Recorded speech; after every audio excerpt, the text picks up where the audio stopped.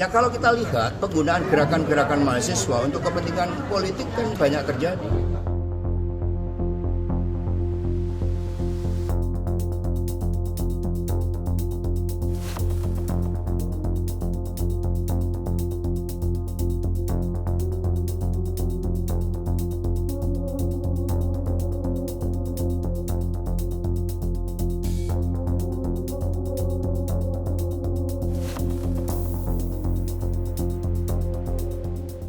Langsung aja, mungkin ini kan akhir-akhir ini banyak tudingan ke PDIP terkait maraknya demo mahasiswa. Tanggapannya seperti apa, Pak? Ya, bagi kami kekuasaan politik dimanapun di dunia ini harus mendengarkan suara-suara kritis, harus mendengarkan suara rakyat, karena power tend to collapse. Dari kehadiran saya di acara peluncuran buku Prof. Mahfud tentang politik hukum, ini kita juga diingatkan bahwa ada perbedaan antara suatu negara yang demokratis dan otoriter dengan suatu produk hukumnya. Dan intinya bagi kita di dalam mengelola suatu kekuasaan pemerintah negara adalah tercapainya tujuan bersama, keadilan, ketertiban hukum, kemudian sebagai jalan bagi kemakmuran, di mana di dalam proses itu hak-hak setiap warga negara untuk bersuara, berserikat itu dihormati oleh konstitusi. Sehingga ketika PD Perjuangan mau dituduh dengan berbagai tuduhan apapun, selama kami setia pada jalan kerakyatan, setia pada jalan ideologi Pancasila, pada watak pembebasan bagi rakyat-rakyat tertindas, bagi rakyat-rakyat miskin, ya kami akan kebal terhadap berbagai tuduhan-tuduhan tersebut. Karena yang penting adalah kesetiaan pada jalan politik kerakyatan, meskipun itu membawa suatu resiko-resiko politik, dituduh menjadi dalang demo dan sebagainya.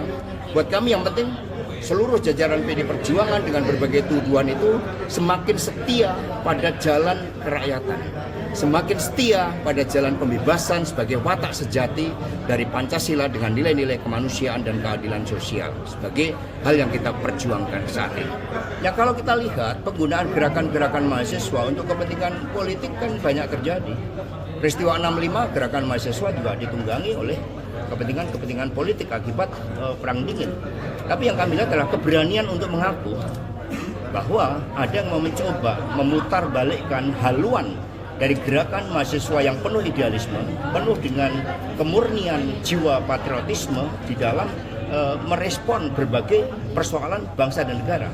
Ini harus segera ditindaklanjuti agar kemurnian gerakan mahasiswa dengan gagasan yang konkret ya, dan juga sebagai latihan di dalam proses kaderisasi kepemimpinan nasional, mereka harus diberikan suatu ruang.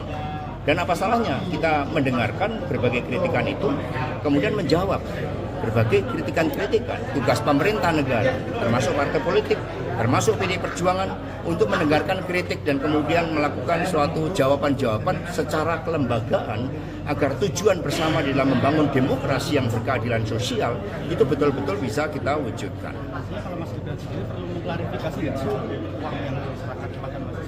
Ya tentu ini kan sudah ada suatu proses klarifikasi.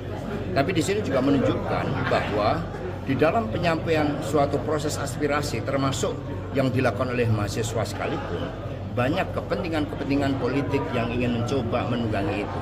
Sikap PD Perjuangan, kami tetap percaya kepada idealisme dari gerak mahasiswa. Ya, Terima kasih Pak Soe. Saudara, kecepatan informasi dan akurasi data adalah komitmen kami. Satu langkah lebih dekat, satu langkah lebih terpercaya. Saksikan Sapa Indonesia Malam di Kompas TV Channel 11 di televisi Anda.